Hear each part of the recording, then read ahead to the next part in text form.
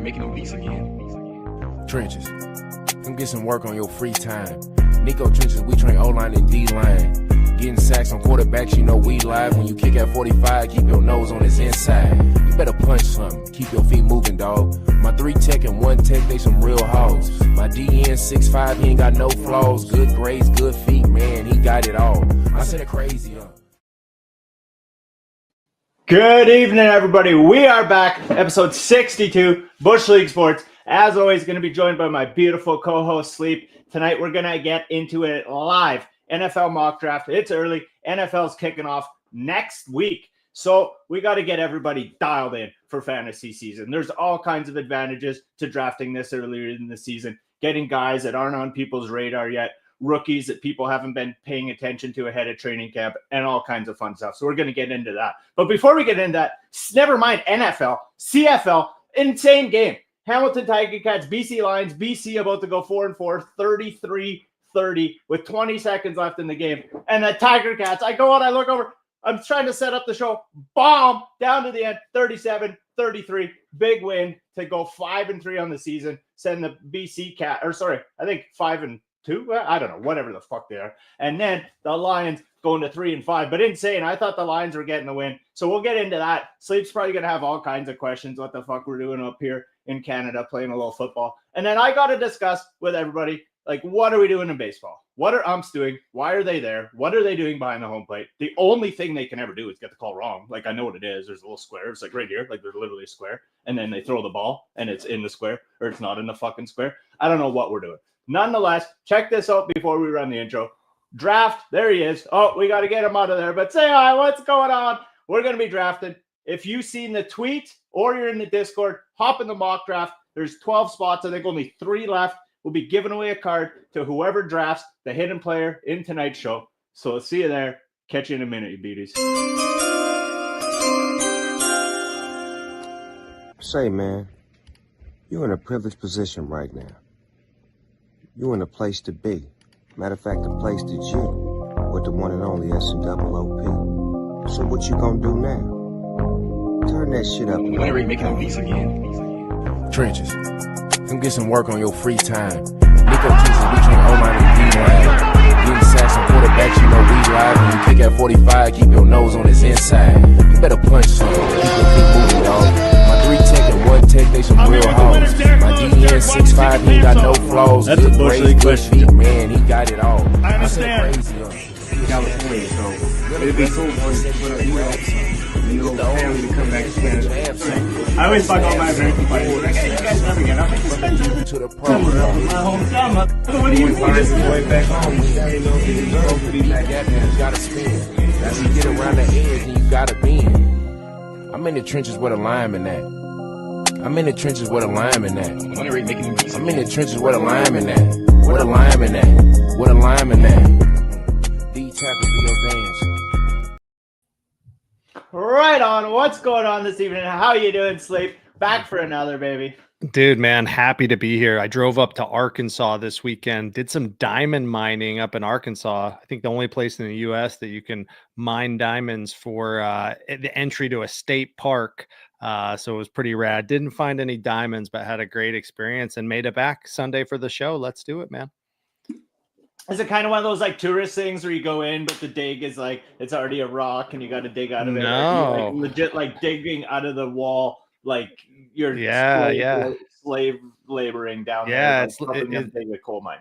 It's legit like that. So I mean, it is touristy, but it's the only place in America that has it. I think it's the 8th largest diamond reserve in the world. You know, people find diamonds there every day, and they go through and they till up the land probably every few days or so, and you go through and you find pockets of gravel, scoop it all into a bucket, you take it over, you can dry sift it, you can wet sift it, and I mean, you get it down pretty low through multiple sifts of mesh, and yeah, it was a fun experience. Cool for the kid, man. I was doing most of the work, sweating my butt off, but it was definitely a fun experience for sure. My dad actually met us down there from Pennsylvania, so man, it was 3 generations getting dirty and having some fun. Did some camping. It was perfect. Nice. No, that's cool. I think I was out camping last weekend after we did the show, but this weekend actually, my mom's she's actually down right now. She's over in the other room. She come down yesterday. We went to some mud races here in town, and then there was Nice. a ACDC cover band, BCDC. They've been going for like a long time, so they were here in town playing the after show. So that was fun. Mom had the ACDC horns on, and we were out rocking last night. AC/DC cover bands are always awesome. I've never been to one that was bad. It's always Nice. just a hell of a show, man. It's so much fun. So I guarantee, I know for a fact that you guys had a blast. So that's awesome. Yeah, and there was another band too that played before Rat Poison. They were really good too. Just out to the CMRO, Canadian Mud Racing Association. They put on some good races.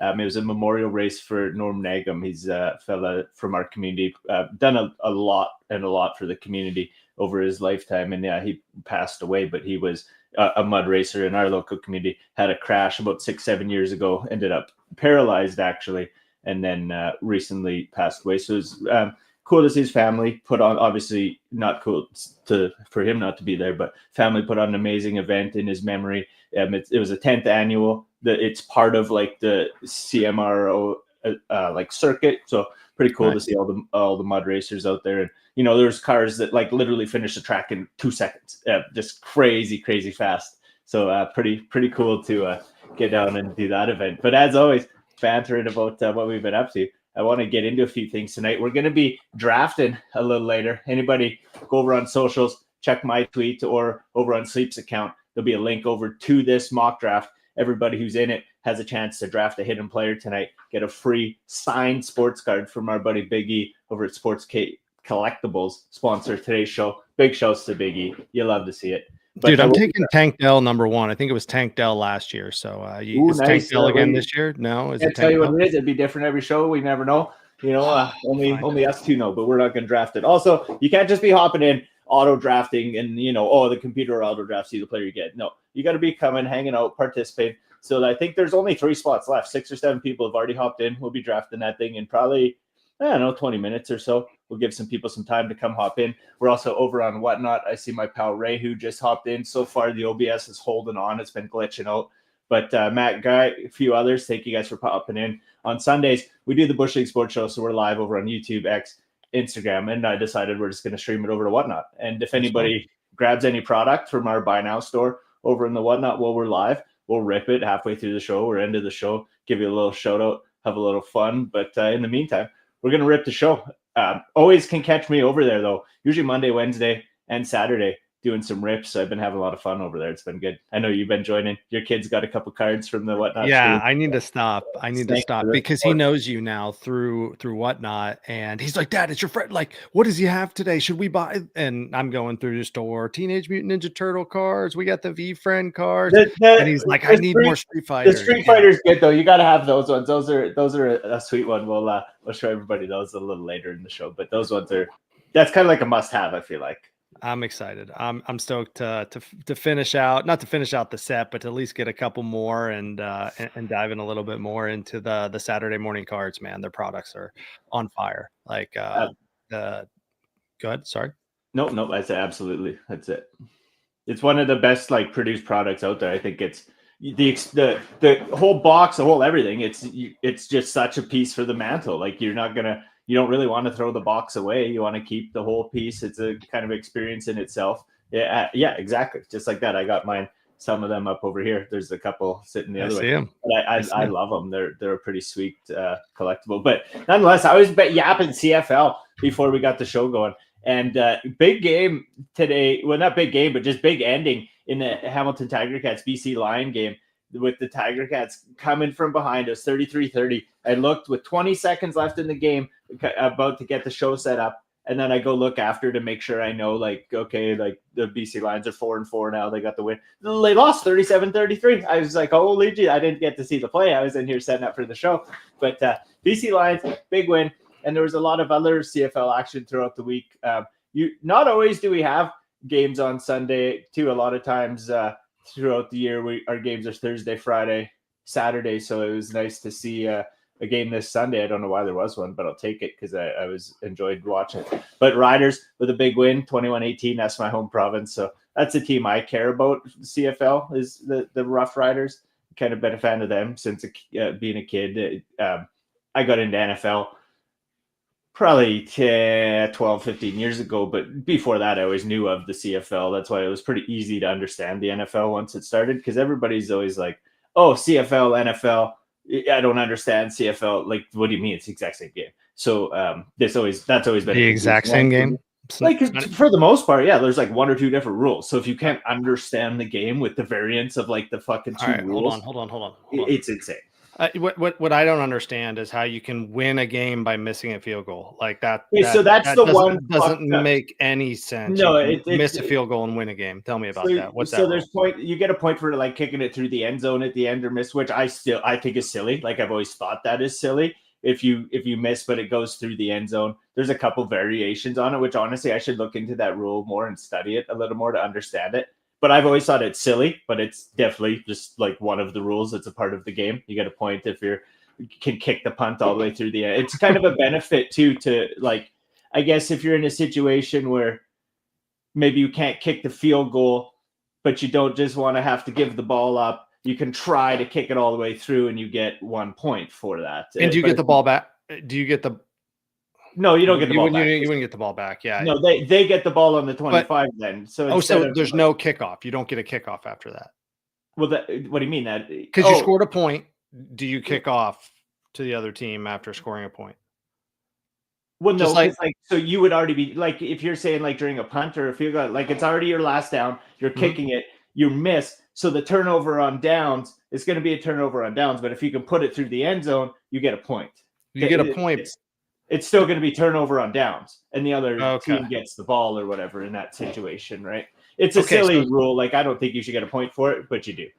Gotcha. And the field's bigger too, right? Yeah. So the field is going to be 10 yards longer. So there's just a center field. So instead of just the center field being 50, each side goes to 50. Then there's a center field. So in essence, it's a 110-yard field as opposed to a 100-yard field, and then a little wider as well. And there'll be a 12-man where I think NFL is 11, and that that's makes correct. up for that extra big field. There's one extra player on the field. So I mean, there's variables, but at the end of the day, it's the same game. It's just like, oh, there's an extra player. Oh, the field's a little wider. And then go ahead. Is it 4 downs? And then I was gonna say, and then the big huge difference is third downs. And so I get like both options for it, like the third down, fourth down. There's different, I guess, pros and cons to it, right? With only having 3 downs, obviously plays need to be a little more explosive. You got to get those 10 yards in 2 plays. That 1-2 yard little grinding isn't it's not necessarily as entertaining and not necessarily as big of a part of the game, because you only really got 2 chances. You do 2-4 yards twice, or 3 yards twice, you're not going to necessarily get your down, right? So it's a 50-50. I also say too, though, like the field's a little wider and you have less down, so maybe it could be sometimes easier to get that first down, but for the most part, really it's not. And it's just, I don't know, it's for the, like, I guess now that I'm saying it, there's a lot of different variances, but I've never understood how someone like watches the game and doesn't understand it. Because like I watched my first NFL game and I was like, okay, I understand it. Why is this different? I would have questions of like, why is this different? But otherwise, it's the same, right? So okay, third down, turnover. Okay, well that's the last down. It's pretty easy to figure that out. Or you're gonna ask why. Everybody's gonna be like, oh, it's stupid because America game needs to be better, or blah blah blah. I feel like it's teach their own whatever. It's just a different game, but that is one of the variances. That's interesting. So next question would be, I hear that the Toronto Maple Leafs of the CFL have rights to Shedeur Sanders, and I bonehead move drafted him early in the second round of my rookies draft. So Bush League. So my question would be, do I get the points that he'll pick up next year in Toronto for my fantasy team? Well, so the answer is no. Damn. Secondly, the answer is, you're the co-host on this show. You know, you should take the advice of me. I told you specifically not to. You do not draft Shedeur Sanders in the second round, but you did. But I seen that the Toronto Argonauts. That's the Maple Leafs. Not the Maple Leafs. Okay, got it. The Toronto Argonauts. They got the rights to Shedeur. I actually seen that, and I was like, that's interesting, because what happens is a lot of players have negotiating rights with the CFL, because the CFL is made up a majority of it. It's basically a lot of the guys that just don't make the cut for NFL. Like Sure.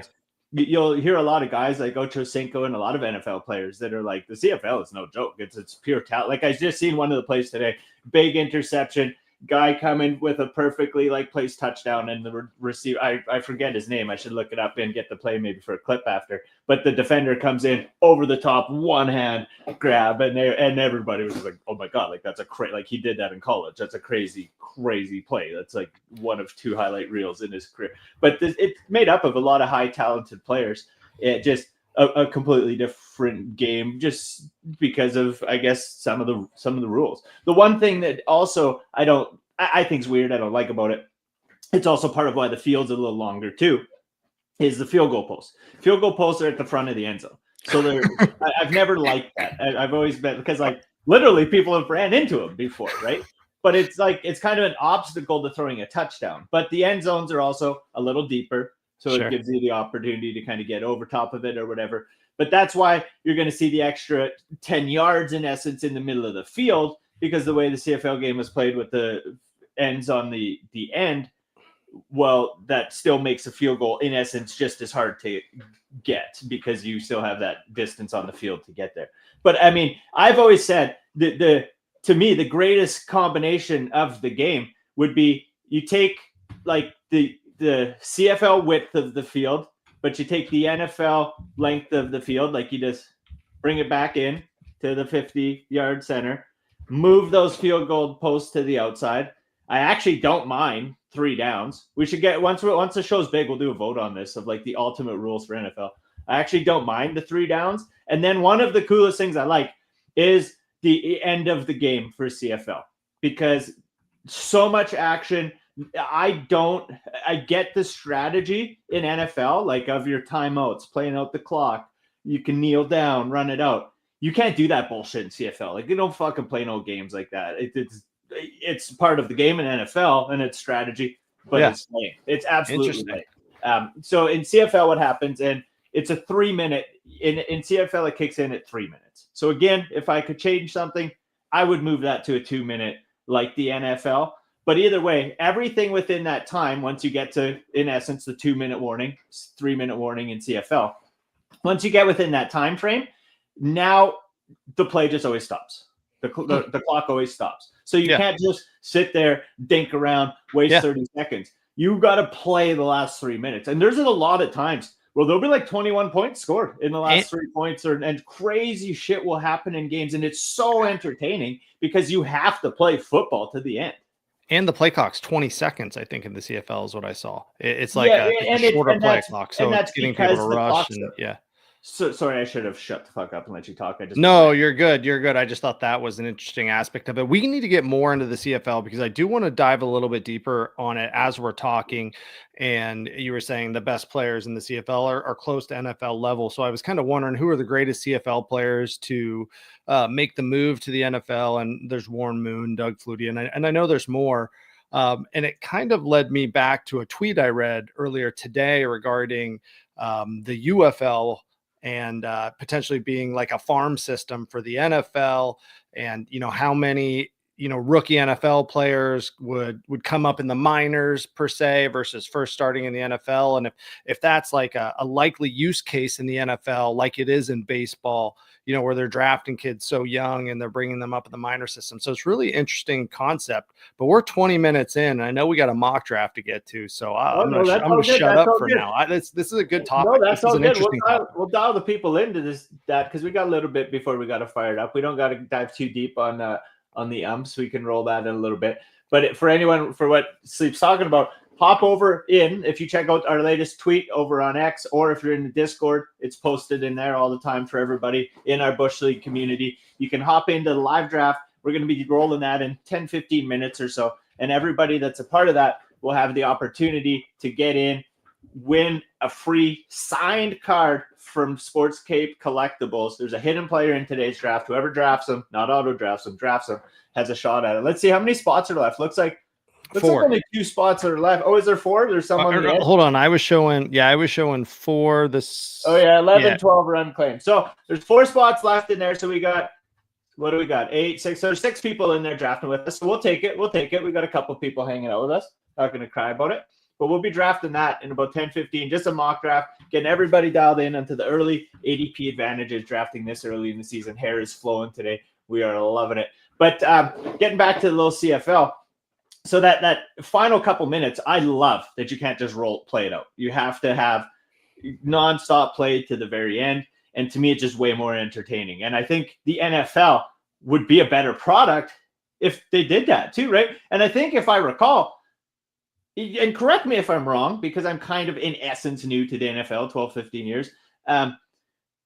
Wasn't there a time when they did something like that in the NFL, or am I completely wrong? Because I felt like there came a time where they were like, oh, because of injuries, we're going to do this to have less play time. And maybe I'm incorrect. Yeah, I'm not 100% sure either before my time or before I cared or I just forgot. But no, that's why they call it Bush League Sports, baby. Yeah, we're running on empty here pretty much all the time. But it's definitely interesting, and I could see it. Enhancing the game for fans for sure. Nice, love it. And for.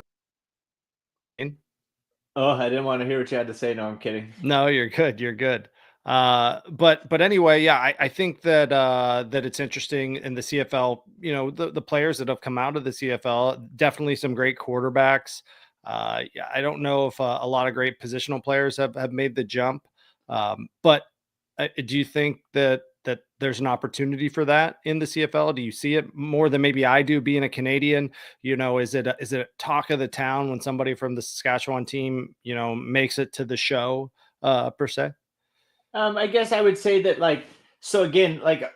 a big majority of the players are like literally guys that like probably just missed out on the NFL draft. And so you honestly see quite a few players that do come from the CFL and end up going to the NFL. It's kind of how it works if you're accelerating there. I would say it's pretty common. I should know more names off the top of my head, but not a ton of them coming to mind. Obviously, the greats, like you said, Warren Moon and some of them. But I would say it's something that happens quite a bit too. And then there's a lot of like Canadian talent in the NFL that, would never have played CFL, that just came straight out of like, college or whatever, like Chubba Hubbard, guys like that, right?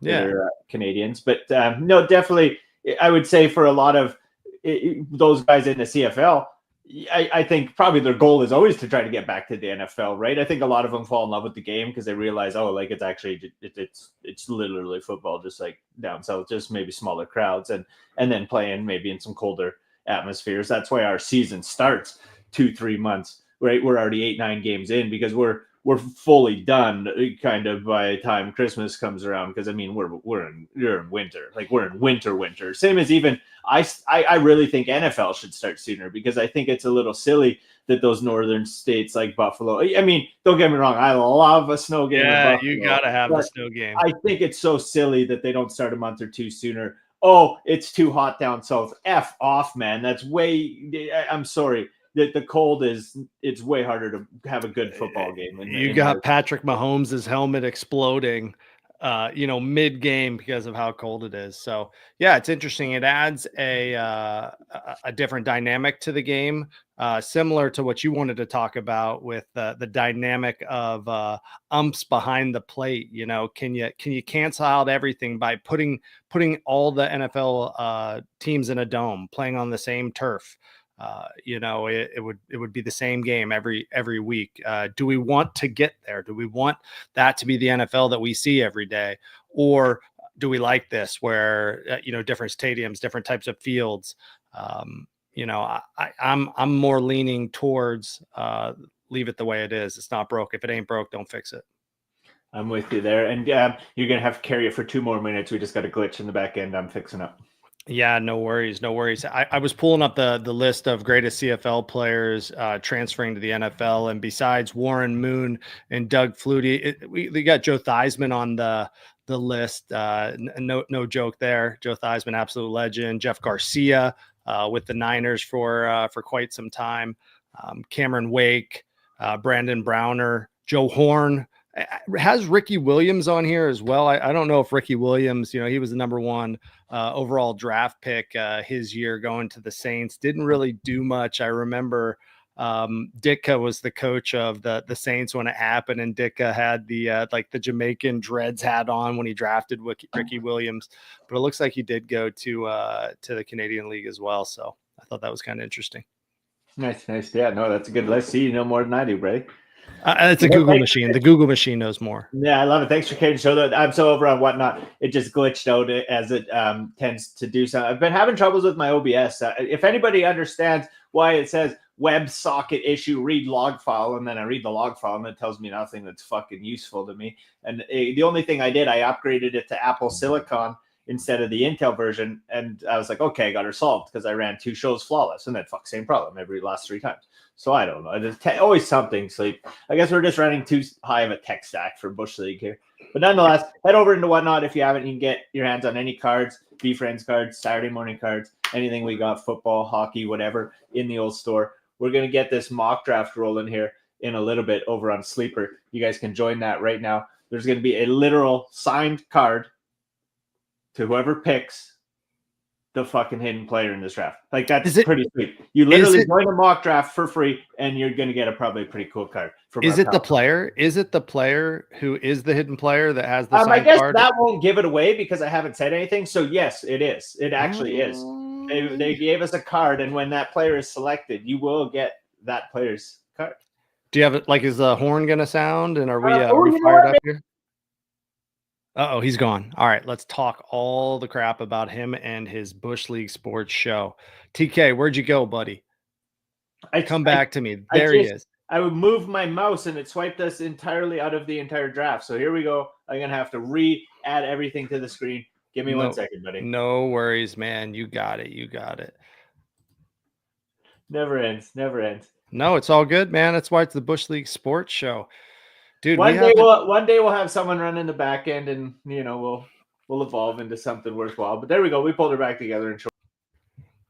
Oh man, you swiped out again. Are we back? No. Now I have to reset everything because I'm pulled from every stage. Watch. Oh no, fuck! See, made myself look like an idiot. There I am. But we lost. Where did it say we lost all our viewers? Oh yeah, or it says we lost all our viewers. Maybe we didn't because I just reset the screen. If you're there watching, fuck, I don't know why, but thank you. We appreciate it, and we're gonna be doing a mock draft here pretty quick. So come get dialed in. We're gonna give you all the early ADP advantages. You might look at us and you go, "Well, why do we want fucking fantasy advice from these 2 idiots?" I don't know, man. I've only gone first or second in every fucking league for a decade, so probably worth coming and watching. Yeah, I've only got last like once, so it's fine. I mean, it was last year, but it was only the one time. It was my first time playing, so you're going to be getting better and better as we're ripping. Take advice from this guy over here.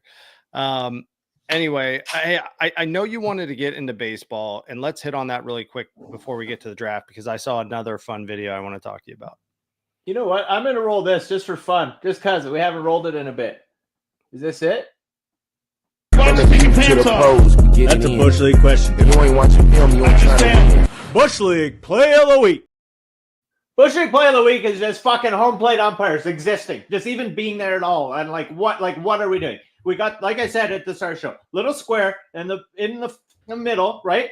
They throw a ball, and you see instantly, was it a ball or a strike? We seen last week, there was a, way out. The ball's throwing. It's at least a foot out the batter. Even the catcher was like it's a ball. Man's out. He starts walking up. Out. And just what are we doing? The only reason they exist is for gambling, for money laundering, and for rigging games. There's absolutely no other reason on earth. At this point, zero at all reason. Same as NFL with their line marker and stuff. At least they finally put a chip in there. What were we doing this whole time? You're telling me in 19 fucking whatever something, Neil Armstrong walked on the moon with a tinfoil hat, and we still can't mark a football as to where it's crossed a fucking line on the grass. You got to be kidding me. I can do it at my house. And look at me. I can look at me. I can do that. So it's great to see NFL do something that's useful in that respect. But MLB, man, it's just straight. There's no point. All they can do is get it wrong. All they can do is rig games.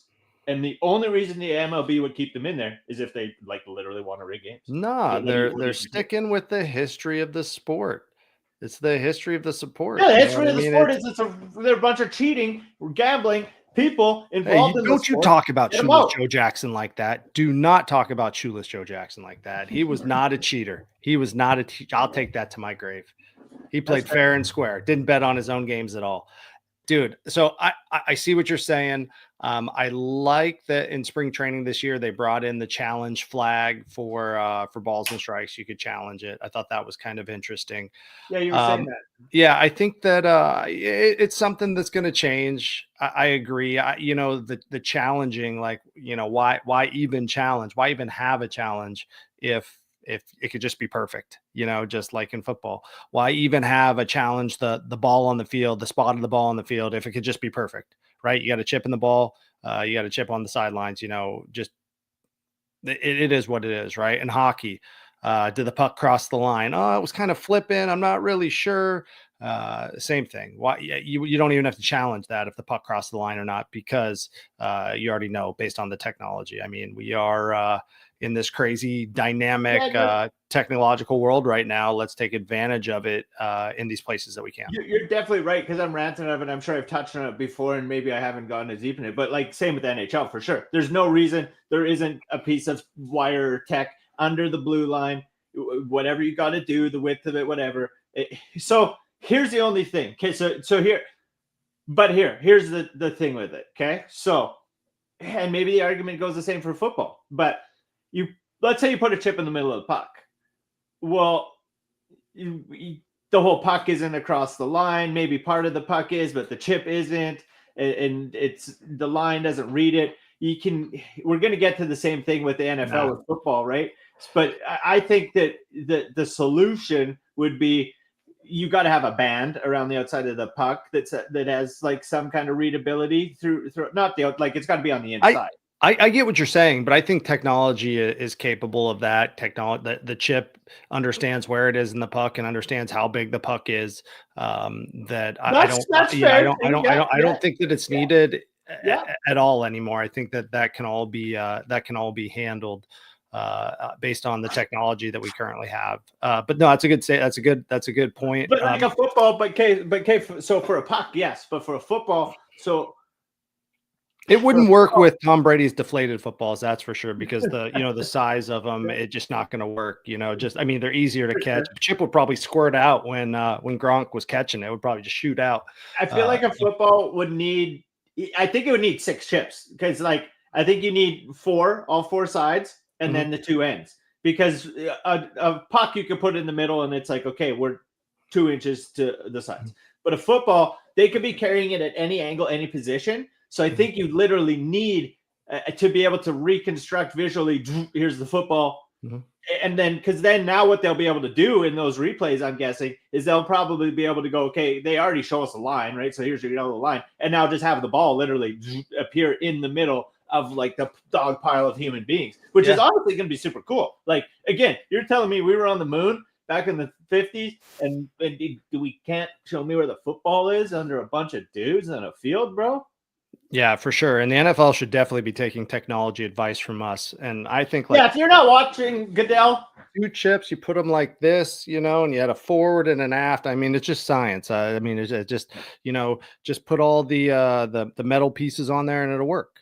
Yep, exactly. We get ball velocities. We're going to be getting recorded here. We're going to have all kinds of extreme data that's going to come out of this. We're just going to be improving the game one day at a time. But nonetheless, people probably don't care about anything they have to say. They just want to come and get free stuff from us. So anybody, if you're here, if you guys are in the Discord or in this freaking mock draft, in the chat, there's a link. You can come join the stream. If you want to come chat with me and Sleep, tell us why you're picking who, what, where, you let us know. Come hop in. I'm guessing some of the people will come in for the draft, like when they see it goes live.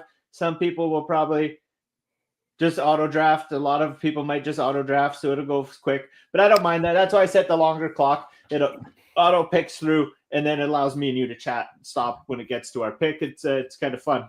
Yeah, this will be my first traditional mock draft of the year. So I'm excited to see what happens. I think I was listening to something today that said, hey, the QB class of this year is pretty deep. So, don't expect a lot of QBs going early and just kind of looking right now, where's our first QB pop up at based on the ADP?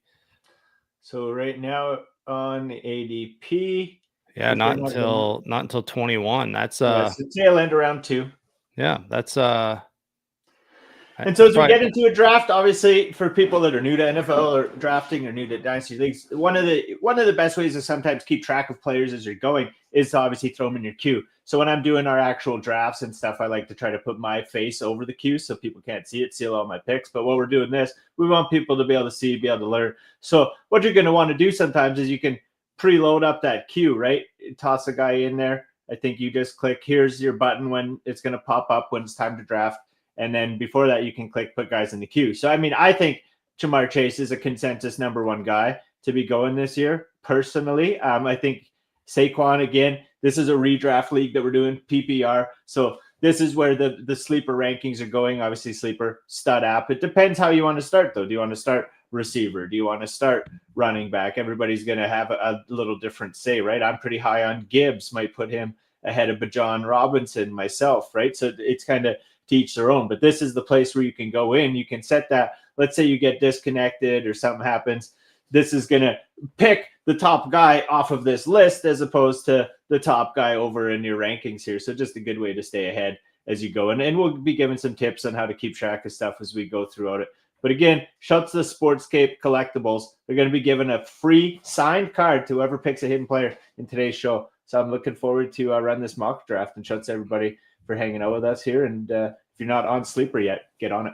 That's what I was going to say. And shout out to Sleeper, the best damn fantasy app there is out there for fantasy football. I've even done fantasy English Premier League soccer on it. Nice. They need to bring fantasy hockey to Sleeper. That's what I want. All I want is fantasy hockey. I just want fantasy hockey in a partnership full on with Sleeper. We'll do all our drafts, football, hockey, because that's what I like the most, football, hockey. And that's what we need, football and hockey, and we'll get ripping on Sleeper all the time. Love it. I think we're I lost my video on the back there, but it's still in the view of the screen here. But for anyone joining in, we're going to be ripping this live draft here, getting you dialed in on early season ADP. So we're going to get under center live, see who pops in. We got our pal Beaner Pats. Steen Fence was sent over here from our friend Tilted Lines, who's over in the Discord from your Shred and Sassy community. Love to see him back for another year. Appreciate that. And as well as that, we're going to see who else? Mir Frank back for another year. Played with us last year in the fantasy season. Again, another fella from Sassy community. Appreciate seeing him. Ray, who's in there. Big E from Sports Cake Collectibles. Also in the draft with us. 21 Savage. Let's go over in the whatnot. If you're there chilling with us. Sunday night, show night. Buy something. We're going broke over here. We had to do a stream with the power off the other week, but today we're doing our show. We don't care what's going on or whatnot. It's till after. We'll rip some cards. Right now, we're doing some drafts. We're having a good time. Appreciate you, legends over at Mint Inc. Literally, we are Bush League as fuck, but they're pro, so go check them out, what they're doing over there. We're going to get this draft going. We're going to give away some cards tonight, and eventually we'll go from Bush League to pro. You ready to start, brother? Let's kick it off, man. I jumped in at number 2 for this draft, so I'm stoked to go. I might grab number 7 or number 8 too. I don't know. All right, well, we're firing up. I'm going to sit over here and watch from and sit in the computer, see if I can pull it off from the second-hand view. But everybody's going to get a minute on the first pick. It'll switch to auto pick for everybody who's not here, which are, who knows, probably everybody. Boys are probably fucking half-baked, forget they're even in the draft. Who knows if they'll show up. But shouts to the boys for hanging out. Again, if you auto-draft the player, no card for you. Double down to the next week. Pass it on. So if it's all just auto-draft, oh boy, ain't nobody gonna win. But we got Tilted Lines, we got Big E. I'll tell you what though, if only 1 or 2 people show up, I might just tell them who the fucking hidden player is. Yeah, I'm not mad at that. I know it's gonna go. I love it. Yeah, Tilted's a great dude, man. He's been doing fantasy with us for 3 years now. This will be the 3rd year Tilted is fantasy through Bush League, so and Sassy. So stoked that he's here. Beaner's gonna get this notification that the draft started, and he'll be here by the second round. That's my guess. Beaner will be here by the We'll second love to round. see it. We hope so. Beaner's in our dynasty league. He's been playing with me forever, so love to see it. Justin Jefferson. Oh, he's either Beaner. here or he said his Must have said a his Q. pick order. Yeah. Attaboy. Went way in, to said go. some Q. See how Give it it looks. to him. He's just farming us for knowledge, right? He's gonna come back in, look, see how the draft went, use it for knowledge. I know how Beaner's working. He's trying to farm us, reverse engineer the draft in his favor, but it'll never work, Beaner. We're always one step ahead over at Bush League Sports here. And again, shouts to everybody who is tuned in, watching over on YouTube, X, Instagram. It's probably nobody. We appreciate you being here. If you're over and whatnot, thank you guys for tuning in. We are drafting a little mock draft. You can still hop in. You can literally hop in the mock draft live right now. If you get over to the last tweet I just posted, you can hop in the draft live, win a free card, and then we'll rip over on whatnot after the show. So Justin Jefferson, first overall pick, coming in with JJ as his quarterback over Jamar Chase with Joe Burrow. What's your thoughts there on Beaner's? My thoughts is that it is absolutely Bush League for sure. For those, I mean, I just think you got to go with the connection that is guaranteed. JJ is obviously a stud, but that you got the same two guys connecting in Jamar Chase and Joe Burrow without a question.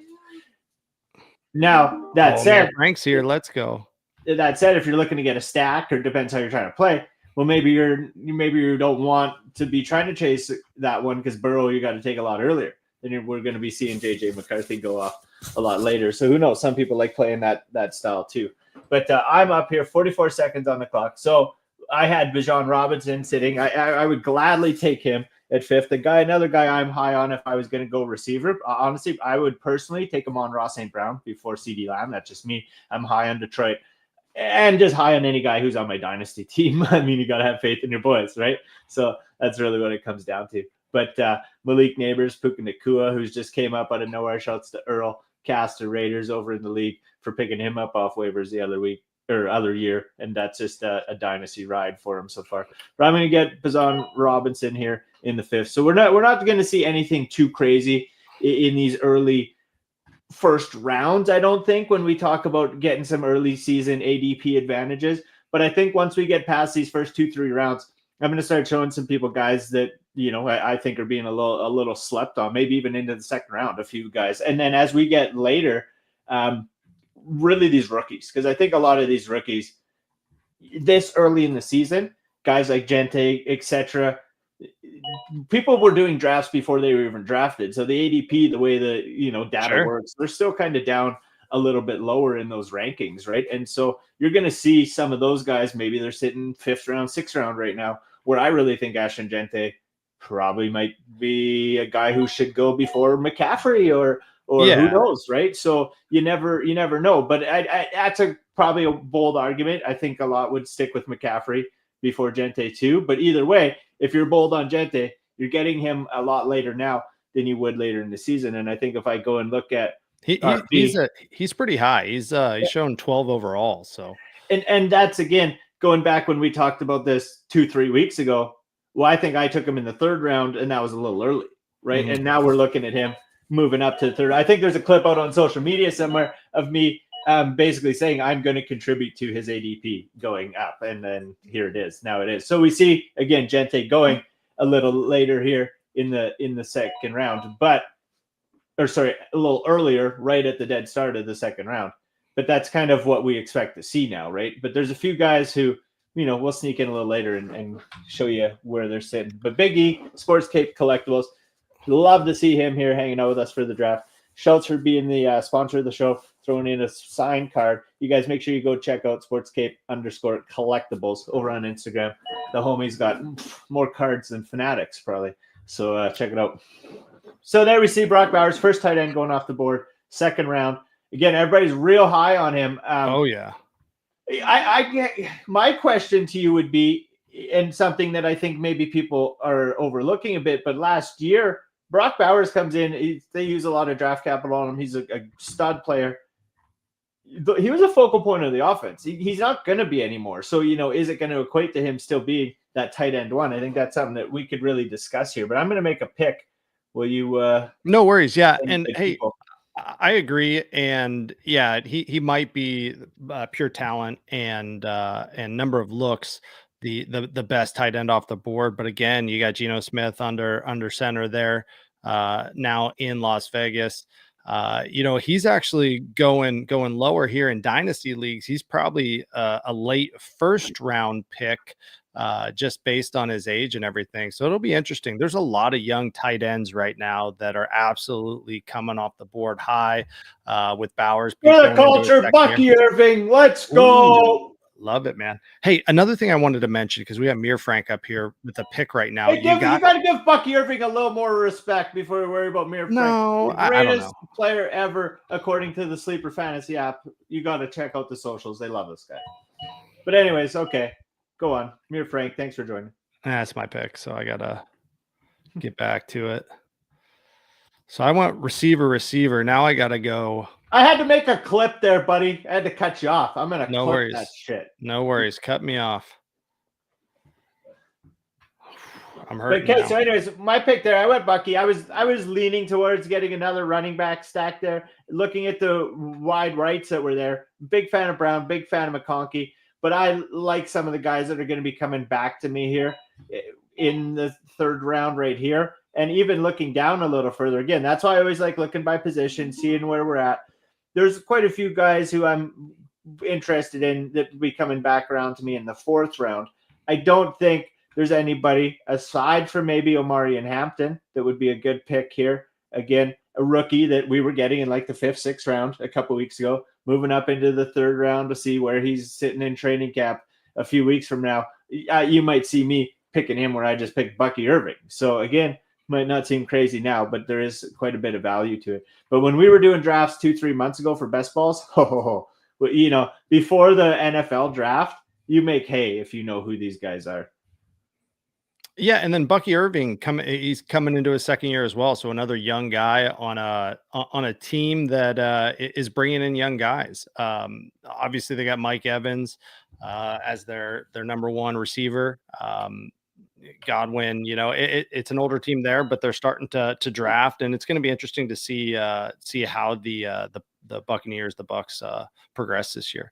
Dude, okay. Tyreek, there you go. Yeah, that's my first share of Tyreek for the year. But I mean, obviously everybody's like, that he gets the drama, right? Because he brings the drama. I mean, at the end of the year, he kind of got pulled over there. It wasn't his fault, but he still did his shit in the offseason saying he's leaving Miami, blah, blah, blah. But at the time, I never know what to believe. The media could just be making stuff up half the time. I have no idea.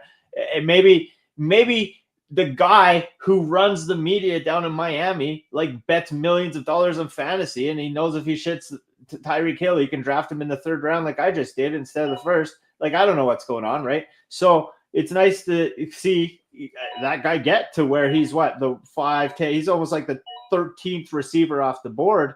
It's Tyreek Hill. He was voted number one player in the NFL by his peers 2 years ago. He's Tyreek Hill. He's going to be. I think he's coming back with a vengeance this year. And so again, I think that's it's a smart play. Dude, I like Big E with the Cook pick there in the third round, man. Yeah. Cook's an absolute legend and a stud to get here in the third. That might have been even an early pick for him based on his current ADP. Yep, for sure. And again, you kind of get that advantage of moving the scale early in the season when you're picking guys. If you pick them a little early, it'll move them up for the next draft that people look at. But for Big E over there at Sportscape, it's a solid round. Neighbors is a solid pick. I personally would have loved St. Brown over Neighbors. Again, with Russell Wilson and maybe Jackson Dart being the quarterbacks in the Giants. Again, we know St. Brown is at home with Goff. He's the man, and sure. He has been for a couple of years there. I personally go him, but teach their own. But it's a solid team. Josh Jacobs over in Green Bay, Buffalo. This really nothing you can go wrong with there. Devontae Adams getting picked up in the fourth round. Who I don't know. You think he's got much left in the tank? What do you think of Devontae? I don't know. I do not think so. I think that this is just 1 year, right? This isn't somebody you're holding on to year over year. So, 1 year you got Neighbors, Devontae Adams may come in and, first year in LA may come in and do some work. That's for sure. TK, you're on the clock, brother. Nice. Well, I was talking Omari and Hampton last round. I truly was. And here we see you get him all the way to the 4th round. I don't think he's going to be there if I let him sit to come back around to me. So personally, I think that's the route I'm going to have to go. Now,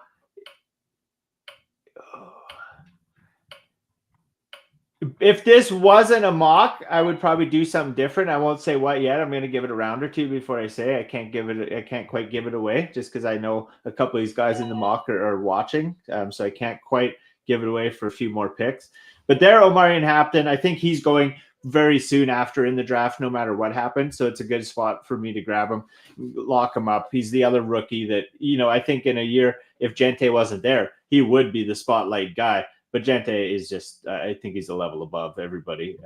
But getting Hampton in the 4th is, again, I think a steal. I think you might see him going in the 2nd round. So it's an early ADP advantage drafted when you're still in the month of July. Man, I'm on the clock right now, and I'm yeah, it's just a mock. Fuck, pick somebody. Yeah, I know, right? This team is going to be the greatest team ever. All right, let's go James Conner. Let's have some fun here. All right, so now I was actually interested in Laporta. Laporta was one that I was considering there, though, nice. So that's fun. So now when you're sitting here, I'm curious because I know how I play and strategize. Yeah, okay. I was wondering if you were going to make that move, if you were going to pull the trigger on it. Again, if this was a draft, I might have honestly taken Burrows just because I know he's coming to you. You probably want the stack. Now I can maybe make a trade for you because you're probably like, oh my God, I thought I was going to get Burrows there. Like if this was a real draft, I'll do shit like that. I'm always watching who's got the guys behind me. Now here's where I think silly move if I'm Mir Frank. I mean, to each their own. But I know we're trying to get people late a little in the season. But McMillan, great pick. But I personally think with all these picks before it comes back to him, we're looking at 1, 2, 3, 4, 5, 6, 7, 8, 16, about 17 picks before we're getting back to him. And obviously a little different when it's a mock draft. And Frank, Mir, love you. You're a beauty. Just using some examples so people can learn. But having, Gibbs and being an absolute Detroit guy like he is, I think you should be locking up David Montgomery there. I don't think there's any way he's getting back to the 6th round. And you just know that he's the best backup in the league. It's just unquestionable. I know it's early to take a backup, but it's Montgomery. We've seen the last 2 years he can put up 15 points a night, even with Gibbs in the lineup. And if Gibbs is down, he's the man. But right here, I'm just going to take him because I talked about him.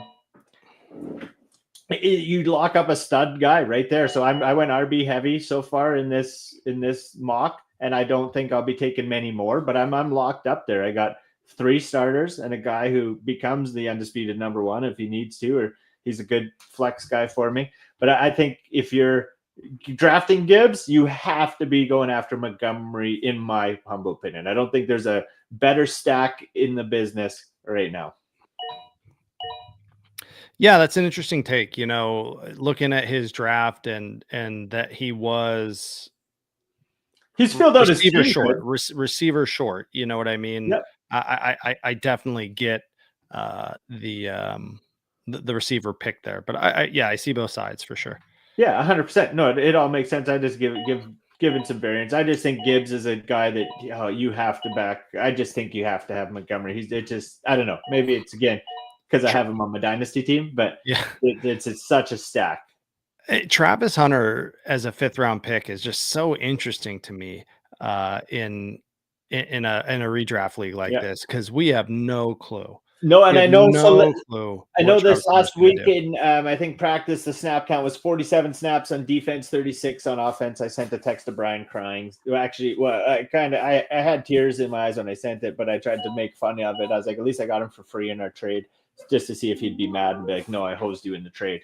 Who knows? He could be the greatest thing anybody drafts. I mean, he's going to be great for Jacksonville. Just is he going to be great for us in fantasy, which is all us degenerates really care about. But now here we go back to my pick here over in the draft. So if we go, what are we doing?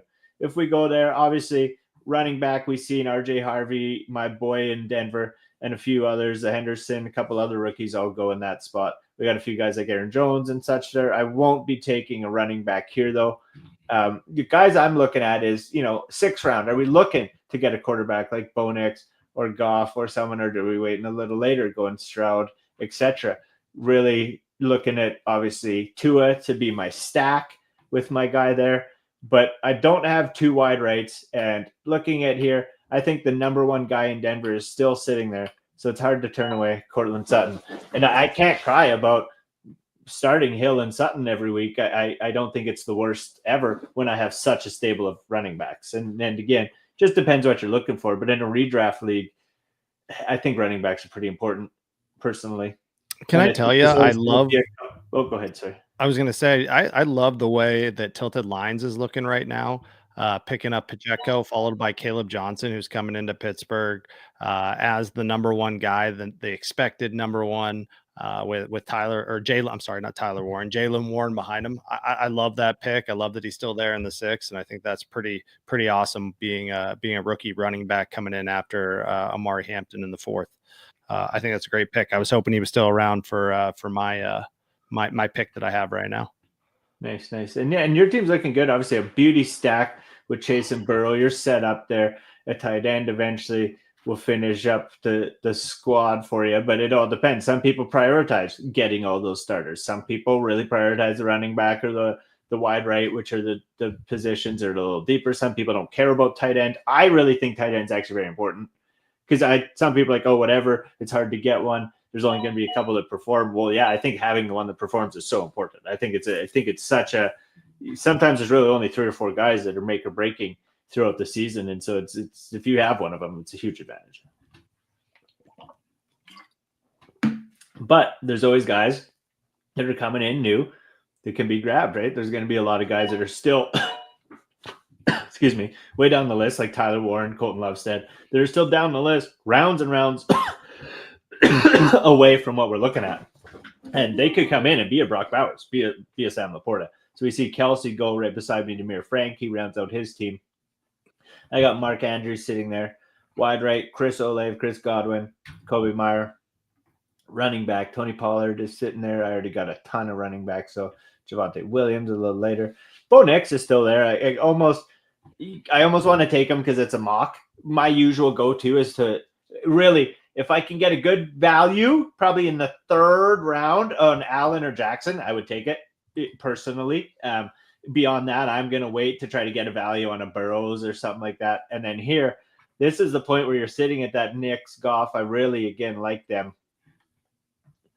My stack is going to be Knicks, Hill. And I think to just finish off the stack, I'm going to grab Bo Nix there and hope he has another season. But again, we've seen CJ Stroud fall off after his first year. We don't know what Nix and Daniels are going to do. We hope for the best, but no clue.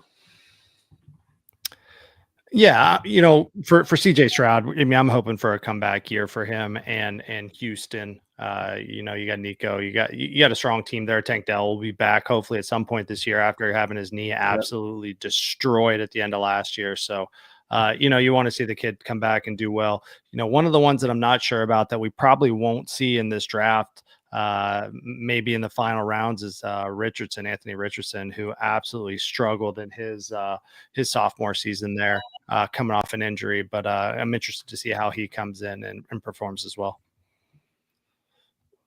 We got quarterbacks going pretty heavy right now. Yeah, I started the run. It seems like with Knicks, we get a few guys going now. Goff, Murray. Is Goff the stack with Amon-Ra St. Brown? No, but that would have been a nice one. And I'm sure the person who had him was hoping that, but it's just a computer team. We don't got enough people tuned in to fill the league, but we will eventually, especially with people like Sportscape, Sport and the Show. Appreciate it. Giving away a free card to whoever drafts our hidden player.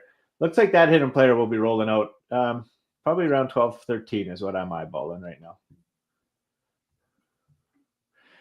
But speaking of early season ADP, we're trying to give people some people to look at. If you're tuning in, well, we said there's not many viewers here, so let's give the alpha to the couple. We love and appreciate you guys, absolute beauties. But you say the name Tank Dell. Let's see where he's sitting here. Oh, after I pick, we'll get into it. 1 second. Yeah, no worries. Back to me. So I got a team that's nearly set up. The only thing I would be missing to complete that would be tight end. And honestly, considered Mark Andrews last round, looking at him sitting there, still a stud. Obviously, what's going to loom over him again, too, is, oh, yeah, that catch he missed at the end playoffs. And everybody's going to be like, oh, his career's over because of that. It's Mark and Andrews, people. What are you doing? This is a beautiful place to be getting this guy. And this is one of the biggest, I think, early season ADP advantages. Getting Mark Andrews as coming off as what? Tight end 1, 2, 3, 4, 5, 6, 7, 8. Tight end 8 in not 8th round, I think he's still top 3 guy. I don't know, top 3-4 guy. I think it's a great pick to get him there, and I think that people should be considering Mark Andrews still in the league guy just because he dropped one pass and Isaiah Likely was there. He barely did anything for 6 or 7 games, and then still finished tight end 3 at the end of last year with the performance he put on the next 10 weeks. And so you taking Tyler Warren again.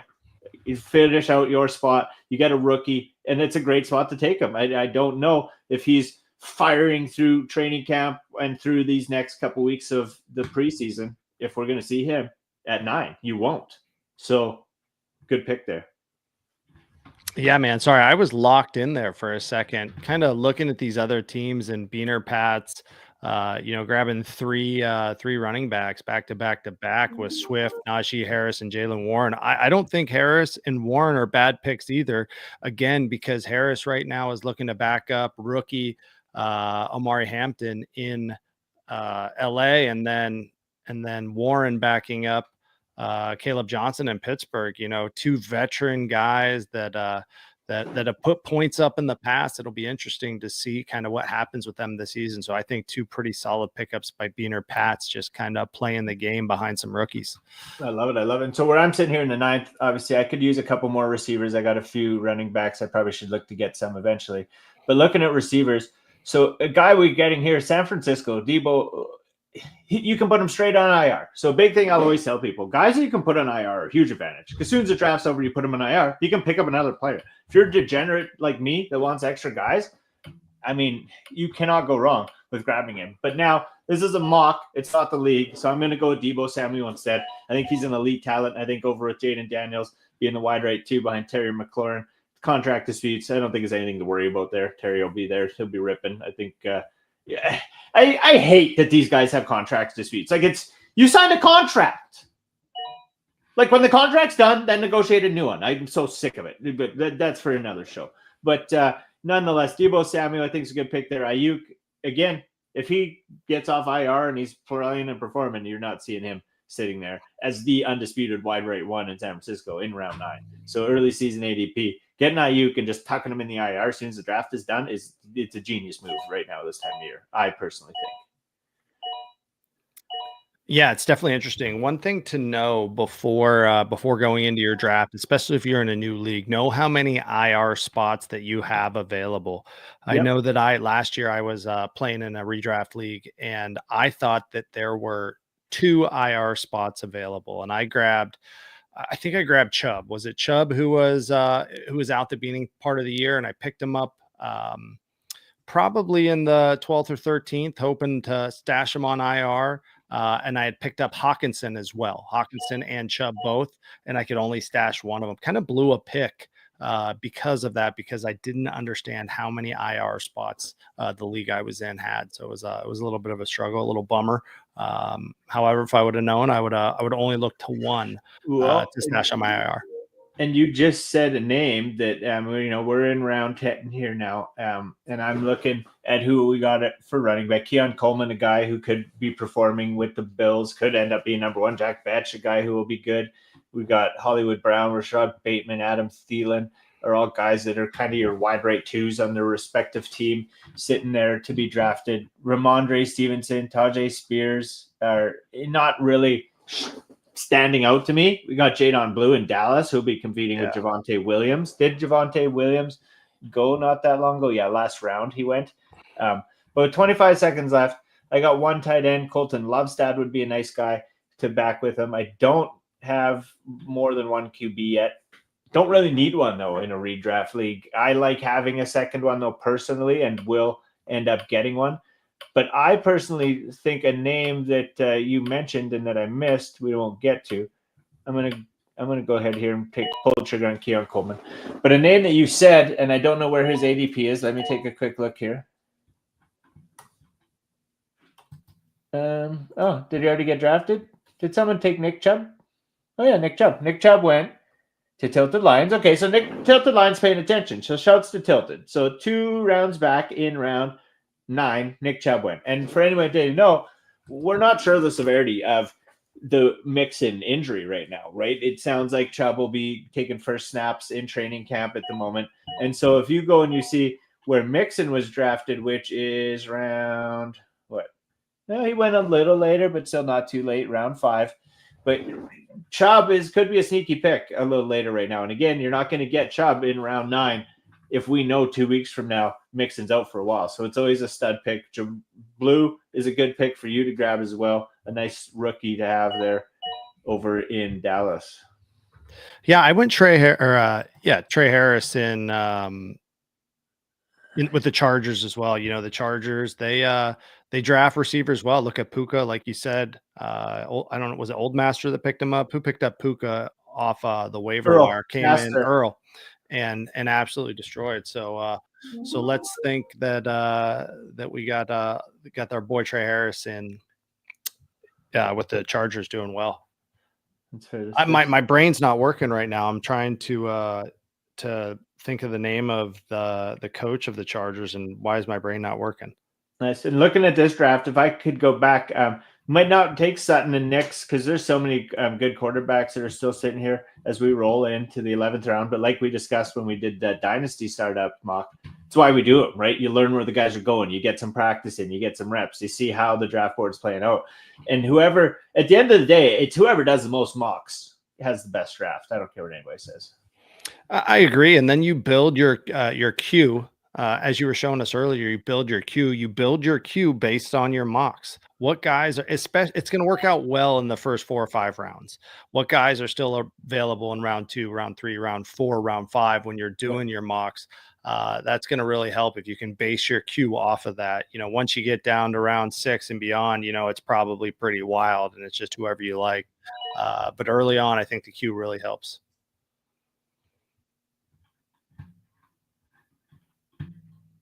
Yep, for sure. And Jim Harbaugh, who I was thinking about. I don't know why my brain wasn't working there. Jim Harbaugh in LA.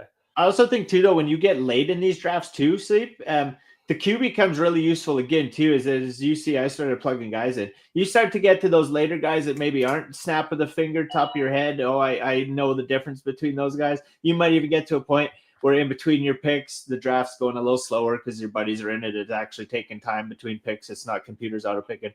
And you're maybe doing a little research between picks. You might be throwing guys into that queue as the draft gets a little later.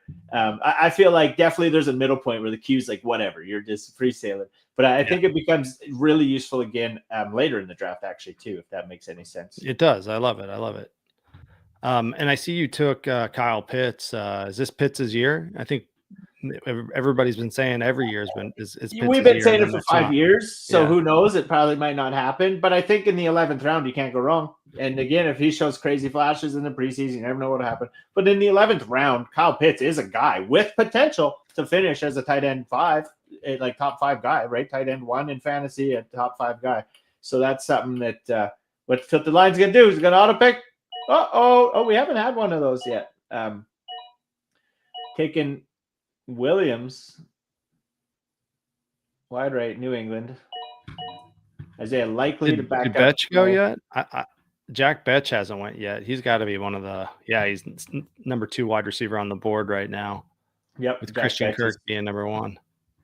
Jack Betch is sitting there. Hollywood Brown got a target for Jackson there was Rashad Bateman. I think they'll have, again, Zay Flowers is, I think, the main man there. You're going to have Isaiah Likely and Andrews that are prime targets there. And then, again, a big bunch of that offense is the run game, Jackson and Henry, which are both guys that are going pretty early in drafts.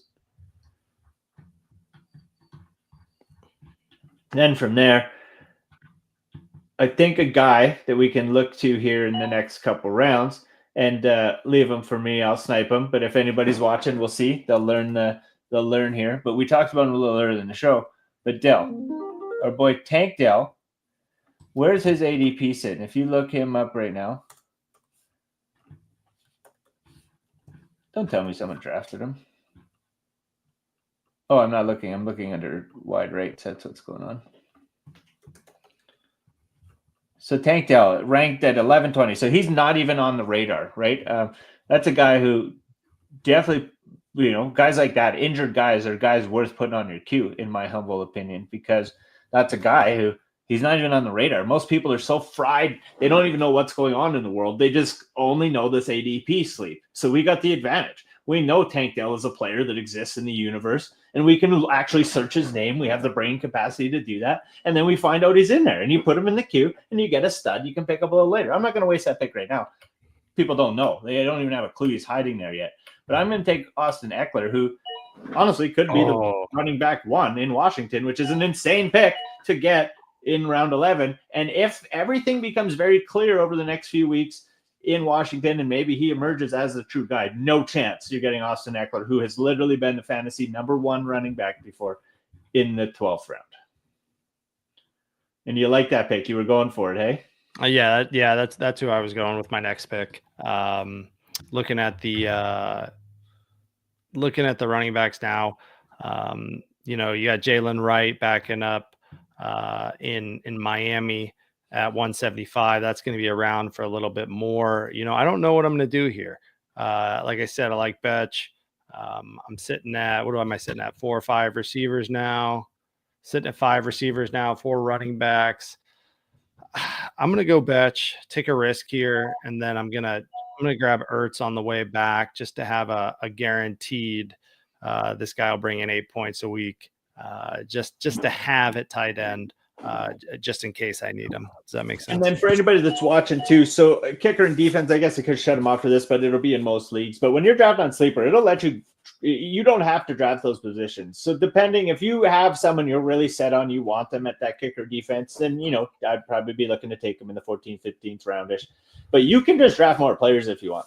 And especially if you draft a guy, like I said, in Tank Dell, someone like that, a guy who as soon as the draft is done, maybe you draft Ayuk and Tank Dell. Soon as the draft is done, you can move them both to IR and just go pick up your kicker in your defense, right? Unless there's someone you're really high on, you really, really want. But I've started queuing up a few quarterbacks that I've been looking at, guys that are queuing up. JJ McCarthy, Stroud was in there, but he just went. Lawrence Tagovailoa. I got Tua in there because obviously I took Tyreek Hill. That's a great stack. That, again, if you can get that stack with Tua in the 13th, 14th round, I think that's pretty impressive. JJ McCarthy stack. Could have went with Justin Jefferson over to Beaner Pats there, and that's something I might have been doing instead of Stroud, but he's auto picking. He got no clue what he's doing, right?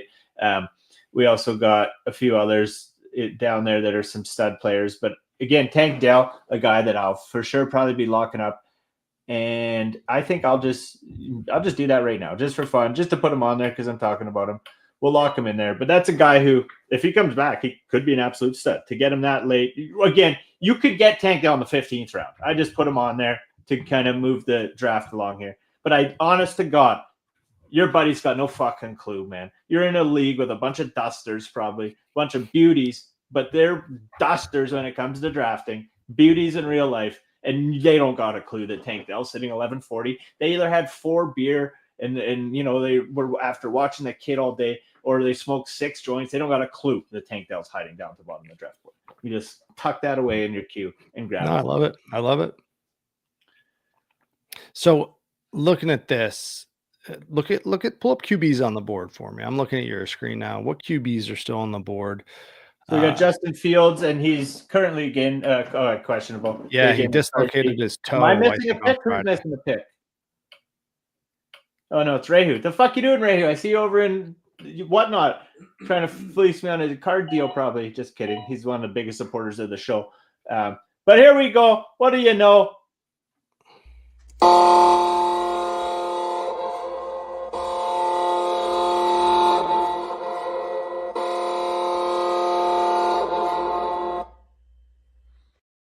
Someone must have leaked the info. How did Rehu know who the hidden player was? Rehu, #1 supporter of us over on Whatnot, been supporting us over Bush League Breaks all the time, all the week. And big Rehu comes in with the hidden player.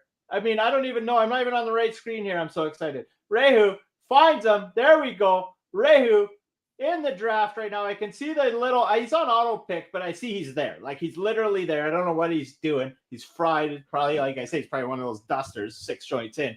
He doesn't know what's going on. He's there. No clue he's on auto pick. How do we pause the draft? Big E, whatever. Pick a Big E, doesn't even know what's happening. But Rashad Bateman, let's take a look at the player card. Shouts to Big E, Sports Cake Collectibles. Rashad Bateman was today's hidden player. I don't know if Big E knows how to link and get up here. He will be up here with us in some future shows. He'll be able to show us the card. But we got a Rashad Bateman signed card going out to Rehu. Loved it, Rehu, one of our biggest supporters. Stoked on that. But Rehu taking in a Rashad Bateman signed card from our pal Big E over at Sportscape Collectibles. Look at him. He's on the clock right now. Picking Aubrey in the 13th round. This is some mock draft, dude. What are you doing? Why are you even taking a kicker, buddy? Pull it together. Nonetheless, great team. Neighbors, Adams, Jacobs Cook gets a great. I mean, I'll never beat the guy that takes Javonte Williams. He's my favorite player. So you'll love to see it. I mean, I just went off, but that's our first. Yeah, no, that's awesome. Cool for him. You know, I was about to give him the business because that was his first auto pick of the tournament, of the draft. But, you know, you got to give it to him. Like you said, he's here. He was probably just looking over his screen, trying to decide who to pick, and just ran out of time. That happens. He doesn't even know he's on auto pick now because it switches it to you, and then you don't even know you're on it. Yeah, you got to click the button to switch it back. But I shout to Ray, he's been here the whole time supporting. Oh, he's here every week. He's literally the moderator over in our Whatnot stream. So thank you. Appreciate it. Ray, you're going to be getting the sign Rashad Bateman. My pal, Big E, he didn't want to send no cards to Canada. I understand. Fucking costs like $1 zillion as compared to 15-cent letter shipping. So I'll pay the shipping. I'll make sure you get it, buddy, because I fucking love you and I'm glad you won. But I got to pick. I have 16 seconds left. Haven't even looking at the clock. Such a veteran, though. We'll just pull her up in 2 seconds and draft the guy. What we'll do is we'll just complete the stack. If this was a real league, why not have the stack? Tua Tagovailoa, we'll complete it here in the 14th round with only one left. The other thing I'm going to do, because I said to pick some players, here's where I would probably take Tank Dell if it was, the real spot. I would take him in this area here. But as it comes to me, once you get your player, I don't want to give you the greatest pick in the whole world here. But Adam Thielen sitting there. That's nice. So we did. Our guy went 2 rounds away. I was right, too. Hey, what did I say? I said I estimate he will be drafted in the 12th or 13th round. Did I not say that? You did say that. I'm a fucking draft. Like, what are we doing here? Holy shit. But I love to see it. Thank you to everybody who's tuned in. We're over on YouTube, X, Instagram. Well, somebody even commented. Fuck, what's going on? We're getting famous. Rafi, hey guys, I'm a sports betting graphic designer. I'm going to send an email for you. Sure, buddy. You better give me the fucking pick of who's going to win week 1, and let's dial in, baby. I would love it. Thanks for joining the show. Appreciate you, brother. You don't like our graphics? Our graphics are pretty sweet, but if you can fucking level them up, we'll take it, buddy. We'll take it. Mo Money, Rehu, thanks everybody join over on Whatnot. Rehu's winning cards on one stream, popping in the other, going to win some cards there. I got to pick again. What's going on? Who you taking, man? This is your final pick of the draft, dude. This will make or break your team. Normally, I would take a player like this. Would be where I would probably take Tank Dell. I took him earlier for cinematic experience. But what we got sitting here, I mean, a guy like Kareem Hunt is actually insane. Like an early season ADP, Kareem Hunt might literally just end up being the dude. Like he's so good. Kareem Hunt in the 15th round would be wild. So if you're watching, take Kareem Hunt. But if you're a smart man, you take the best team in the entire NFL. What are the Broncos defense, aren't you? Yeah. Keep going. It's the last one. Jesus, why are they so far? Now, I'm gonna start drafting them in round 2. What are we doing? There's no way I scrolled down this far for the Denver, bro. The greatest defense. Patrick, what are we doing? I guess it's because I'm not drafting, and that's my fault. I'm not drafting them. And nobody's drafting any of these teams in my draft. I'm going to sit here tonight and just draft Denver. First round, leave the draft. Denver, first round, leave the draft. I'm going to sit here. I'm going to start like 52 mock drafts and just draft Denver first round, leave, let it all. That'd be absolutely wild if we see Denver showing up 10th round. Next time we do this next week, you're like, well, I spent the last 4 days drafting Denver first round every week. Look at everybody taking defense. This is a mock draft. Take a player. What are you guys doing? Convert your draft into a sleeper league. Well, no, I wouldn't have taken Tank Dell in the 13th. See benefits. Well, the only benefit would be that it's on Sleeper, the greatest app in the history of fantasy football. It's an amazing benefit. But the benefit, there's no benefit. It's a mock draft. I'm not turning it into a league. Okay. You think it was because there's quite a few teams, maybe a bunch of people showed up. That's why they offered that. If you had a certain number of people show up to the draft, this is the first time I've ever seen this, and I've done 50. It's a genius feature though, because you get a bunch of people, and then they're like, "Oh, that's a good draft. Let's keep it." Yeah, dude, I love my team. Let's do this. Yeah. No, I like it. It's a good feature. Sleeper is always one of the most innovative apps. But let's go back and let's take a look. Let's look at old Sleepy Squad. You started her out, and thanks to everybody over on Whatnot. We'll come and rip some cards with you in a bit. You guys are gonna have to. If you want some, store's open, grab it. She's wide open, and we'll come rip some cards with you in a minute. I think we got her set up here if I pull her over. There. Oh, yeah, we can rip some cards. Over on Whatnot, we got the Acu Dodger right there. A nice Stafford Kaboom chilling there. A few other cards. You'll love to see it. We'll get ripping over on Whatnot here in a little bit. But the draft, let's see where you got. Chase McConkey started out the stud. Good pick. You got 2 guaranteed wide right runs to fire it up, and then you went with 2 running backs. So tell us about the start with the Burrow stack. First 5. Yeah. I'm actually stoked about this team right here. I wanted to see if I had if I could get an early pick in the draft, if I could draft 2 top receivers, 1, 2, and still end up with a couple decent running backs. And I feel like I did that here, and being able to bring Burrow in and stack that. I'm pretty confident in this team here that I have. And then, kind of moving down the list, we got Judy and Cup sitting there, coming in as, maybe in a flex role if needed. Who knows what Cup's going to do in Seattle this year?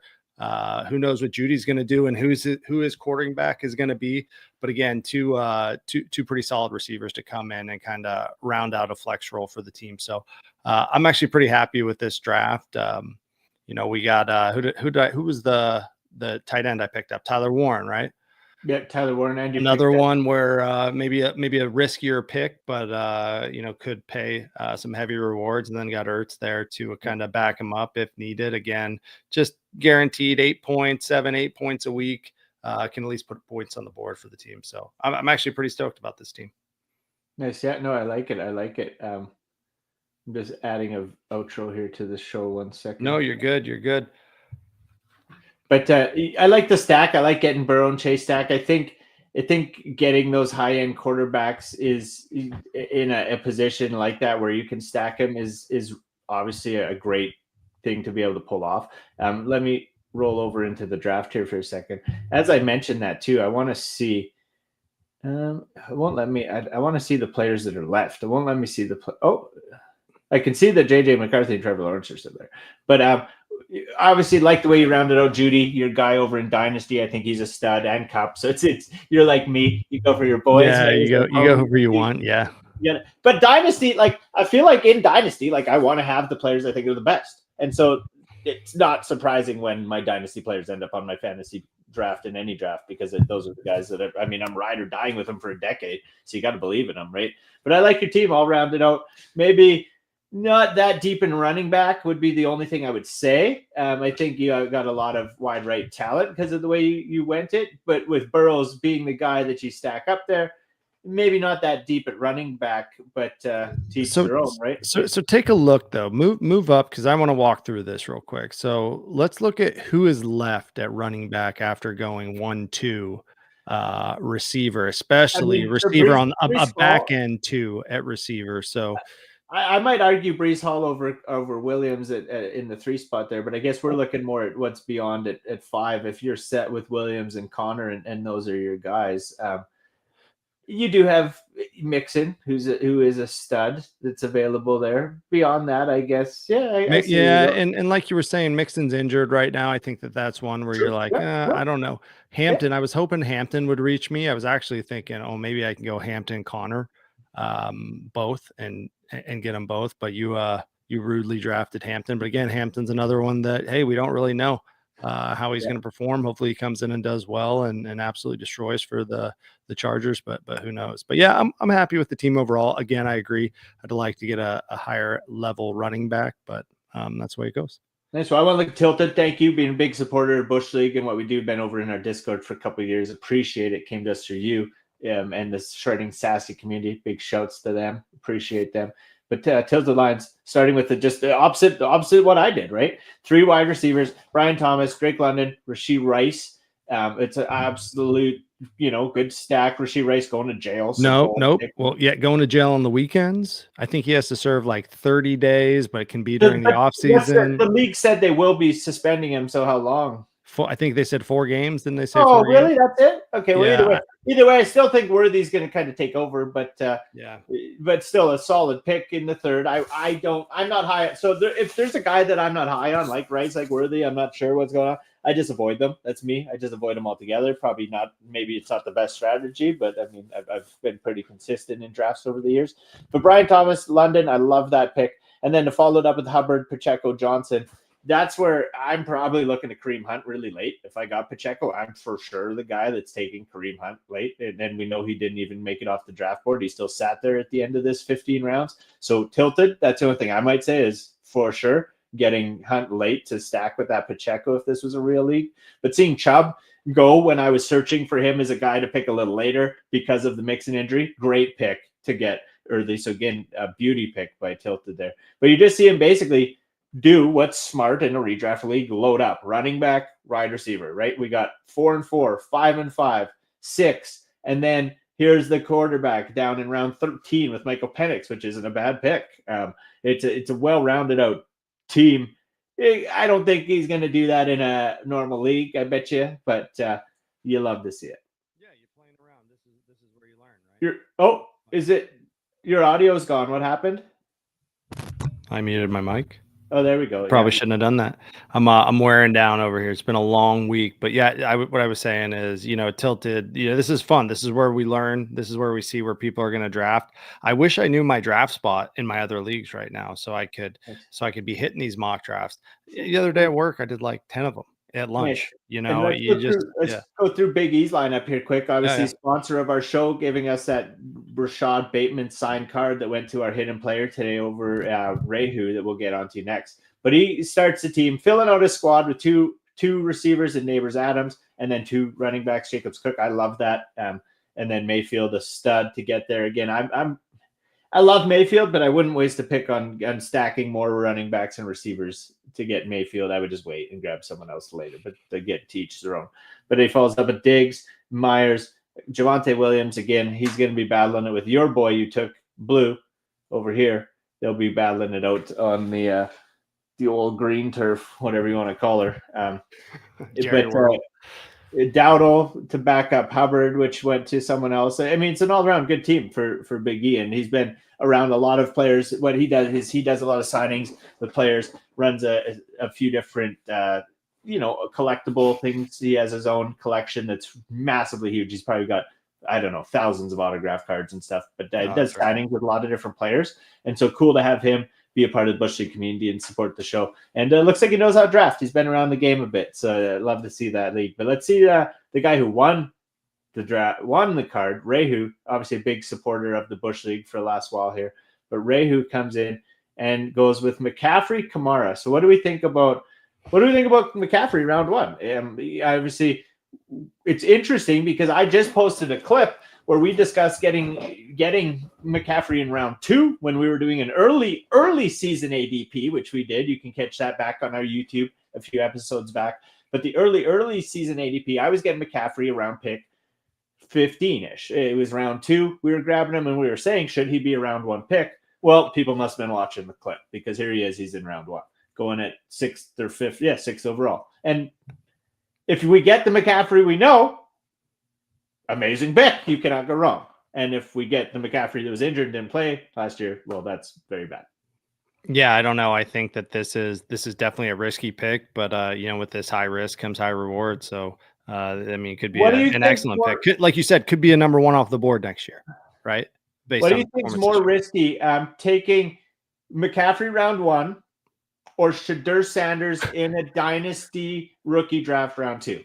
Well, I mean, I think McCaffrey round 1 because you're throwing all your marbles into this basket. I already have a team. Shadur Sanders just goes on the taxi squad just to ensure that I have No, him you there. don't So have a fucking dude, he's squad. gonna You be needed well. Hold that on, pick hold on, so hold bad. on, hold on, hold Okay. on. When I'll Shadur mute Sanders is winning the MVP a couple years from now, we're going to be having a different story, and you're going to be throwing first round picks to me left and right, and I'm just going to be, holding up the handy and saying, "Sorry, man, I told you." I Yeah, mean, or he'll be traded in, away all my first round picks. I don't have any more to give you, so you can't bank on me. or he'll be in Toronto, or driving, getting pulled over in the middle of Ohio with more speeding tickets, maybe going to jail for the number of tickets he's had. I don't, one or the other. There you go. But Rehu, he gets McCaffrey, Kamara, 2 studs, like absolute. Both could be 1-2. They could literally finish 1-2 running back. And then McLaurin, who's in his contract dispute, but Well, I think he's at camp now. I think that he reported to camp yeah, at the he's end of still last in week. camp. But I think him and Daniels, like, it's never going to affect anything. That's kind of what sparked my outrage earlier of like, when you just, I hate that these guys get in contract disputes. Like, what are we doing? Like, the NHL would never accept this shenanigans. Like, I honestly just think if a guy holds out who has a contract, like 1 year left on his contract, like, he does not come back to the league until he finishes out his contract. That should be the rule. There should be no other option. And for every fucking game he misses, he should lose money. If he loses a whole, like, it's got to be non-negotiable. They got to sort this crap out because it's super annoying. But nonetheless. Yeah. And then Xavier Worthy here, I think the guy that's not in jail, a great pick. I think a fourth round. I think this is a solid mid fourth round pick. Like you said, it's going to end up being the number one in the third. Yeah, going to end up being the number one in Kansas City. And, last year, just putting up the performance he had, the fastest guy in the league. This is an excellent pick here. Yeah. And then obviously he picks Tyrone Tracy. I mean, anybody who picks a Tyrone, a great person, great guy to have in your squad as always. Jared Goff, stud. It's an all-around good team. Again, Ayuk, he's been watching Bush League. He knows. So he sniped up Ayuk. That's straight to the IR as soon as the draft is over. And then Rashad Shaheed, all-around good team. Again, maybe not super. I was gonna say maybe not super deep on running back, but he's got 2 guys that are so good. He doesn't need to be as deep as you are. It might need to be. So it's good. It's I think an all-around good team. And then I know you're heading out here soon, so we'll get. No, you're good. A quick run through. He comes in, a friend of Tilted, taking Barkley, Allen, 2 stud players, and then goes hard on wide receivers, which is a cool strategy to see. And again, really came out with a good team going later with Skatibo, Stevenson, Davis. Thinner at running back than you are, so you definitely need some help. You wouldn't want to do that in a real league, I don't think.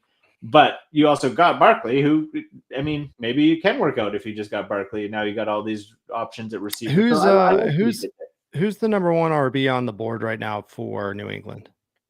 Well, it should be Stevenson, no? Ramondre Stevenson, is it not? And it's going to be the other rookie as well. So if I think the way it works on the computer, Trevion Henderson, they have him listed as one. Gotcha. But it's going to be Stevenson and Henderson. Just depends how long before Trevion takes over. But thanks to Steen for joining. Please hop in the Discord or give us a follow on socials. A friend of Tilted. So thank you for hopping in on the draft. We appreciate it. Mir Frank, a big supporter for a long time. Sniped him on Montgomery. Better luck next time, baby. But he gets Gibbs, Brown, Hall, and then Metcalf, McMillan, Ridley, and Kels.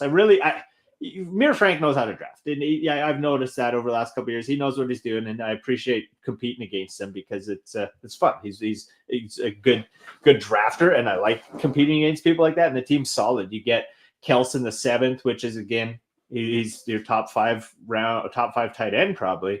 I don't know. Great pick in the 5th. I think Kels is done, man. He's wifeyed up. He's got like the kind of the bowl cut going on with the center. Now, man, he said, he was like, I dogged it last year. I wasn't good. I got to come back. I got to be better. When a man owns it, I'll give him the credit. If he was just like, I'm going to come back, we're going to go on tour with the Swifties, then no. But, a man can own his shit. I'd get a little sidetracked too. Taylor Swift is my honey. Jesus Christ. Who the fuck you boys think you are? Oh, I love it. Drake May. Drake May's a decent QB. Yeah. We'll see what happens. We'll see what happens with Drake May. And it's fun to see. I tried to say this earlier is you got to know who's drafting before you and after you and who their teams are and who they're going to pick. I was pretty confident Frank was going to pick Gibbs there before you, even though the ADP on Robinson was a little bit higher. it's just knowing who's picking around you, and being able to play that or play off of that. And that's why the queue's good sometimes too, especially like I said earlier, because you might think a guy's coming to you, he's not. You never know who anyone's picking. But looking at my squad, I think I'm solid at running back. I got 2 guys that will be starting every week, and Robinson and Irving, with Hampton going in the guaranteed flex, Hill and Sutton starting, Andrews, Nix. I mean, I think it's hard to complain about rounding out that squad of starters. And then you got Montgomery sitting in the wings, just waiting to take, a kick in anytime if needed, or become a literal RB1 if something were to happen to Gibbs. And then followed that up with Samuel and Coleman as some wide right insurance, a big stash in Dell that, again, if you guys if your league mates aren't paying attention, you get them in the last round and then put them in your IR and pick up your kicker after the draft. It's one of the best strategies you can have for the sleeper drafts right now. But I think Eckler late is, again, another solid pick. So I'm not going to complain. And again, not super deep. I kind of like to maybe see 6 running backs, but I don't know what you would give that, a bush league or a top. No, I like that. I like picking up Deebo Samuel there again, coming in to Washington.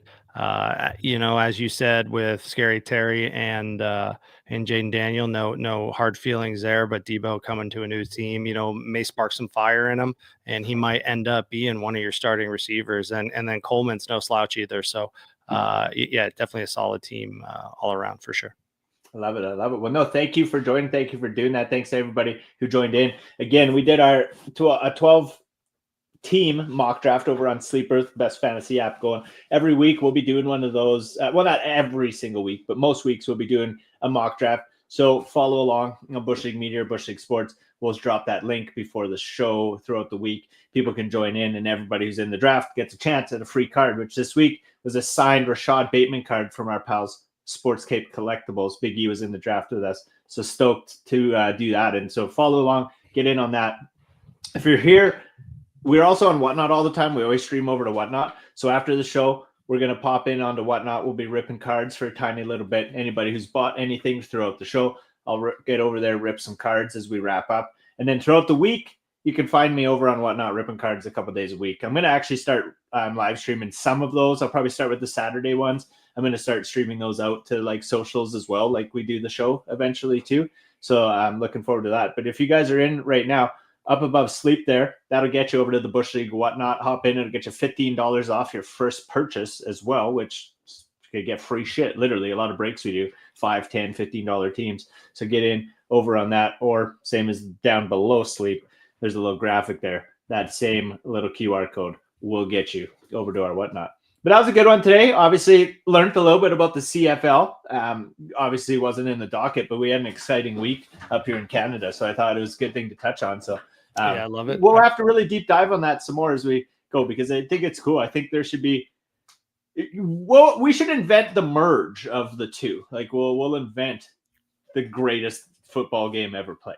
I love it. It'll be fun, man. Let's talk about it. Let's work through it. And, we'll pitch it to Goodell here at some point, once he's, I'm sure we'll have him on the show within the next year or so. So we can give him the old pitch. Yeah, at the rate they keep on adopting the rules we're talking about in the show and stuff, it's not long before they're bringing us in. Not at all. Well, hey, man, I appreciate you. Sorry I was wearing down at the end there, but what I want to say is just thank you for everybody so thank you for everybody that jumped in the draft with us today. Like STK said, we're going to do these drafts more often.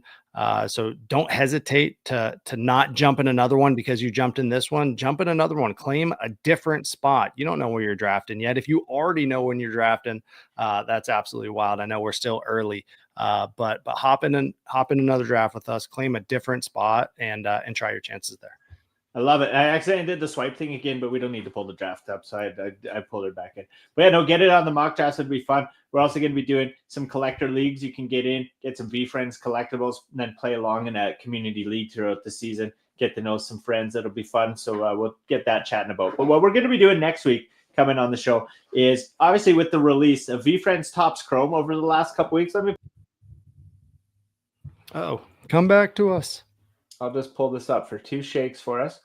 But with the release of V-Friends Topps Chrome over the last couple of weeks, obviously, we've got our hands on some of that over at Bush League Sports and Bush League Media here. Some unreal cards. been really fun collecting them, opening them, ripping them with my kids. And so in the spirit of Topps, Chrome, and Bush League Sports, we're going to rank all of the characters Gary Vee has created, all 251 characters that are in Series 1, Series 2, and then TCG. There's 268 total, but some of them aren't featured in the collector cards yet through Series 1, Series 2, and now Topps Chrome, which is in essence the third installment of V-Friends cards.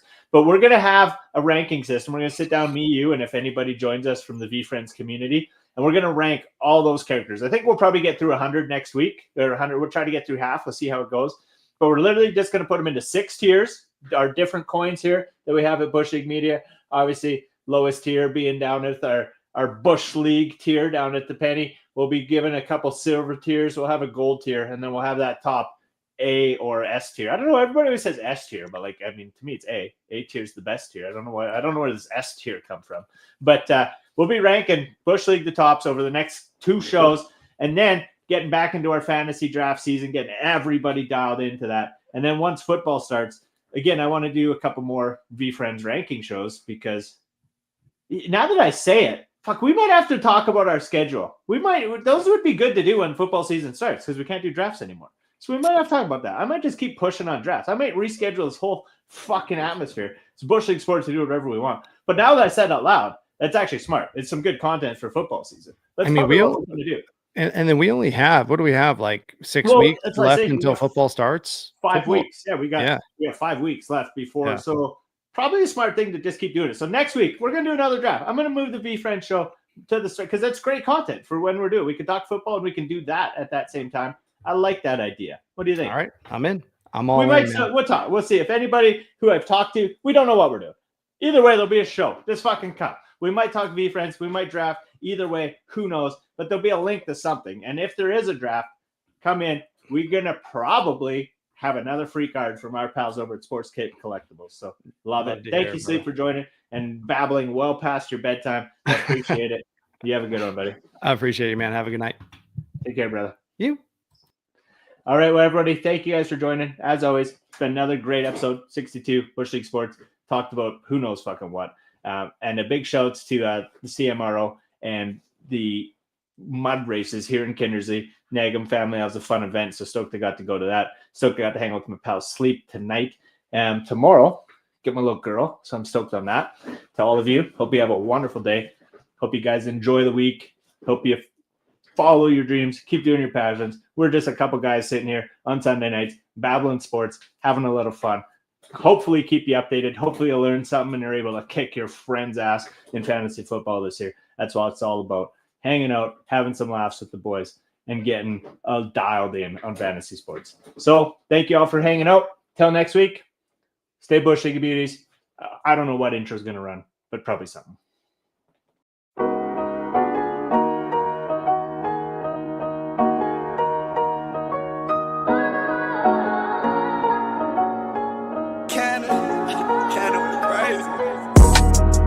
From the bottom, ain't no half-stepping. I'm the dog, I made it through so they don't ask questions. Long Beach, and it ain't no half-repping. Once a dog, always a dog, so they don't ask questions. From the bottom, ain't no half-stepping.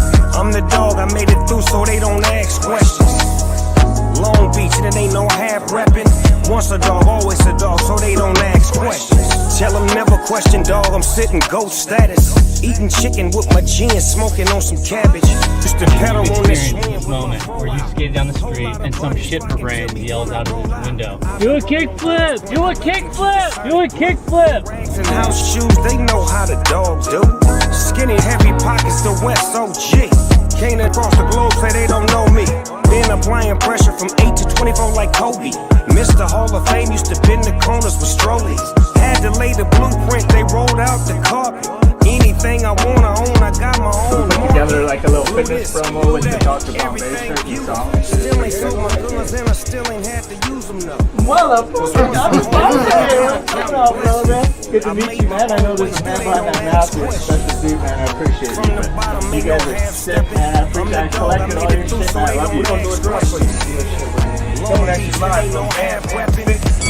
All right, guys, Joel Mills here with the Bam Bam Boxing Academy. Now, these 14 workouts are specifically made to take you from simple mechanics all the way to a full fighter by the end of the 14 workouts.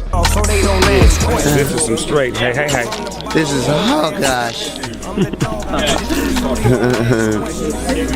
You got thin to smoke it. Once a dog, always a dog, so they don't ask questions. I can't name a thing that I didn't have step. From the streets to movie screens, been getting bags and checks.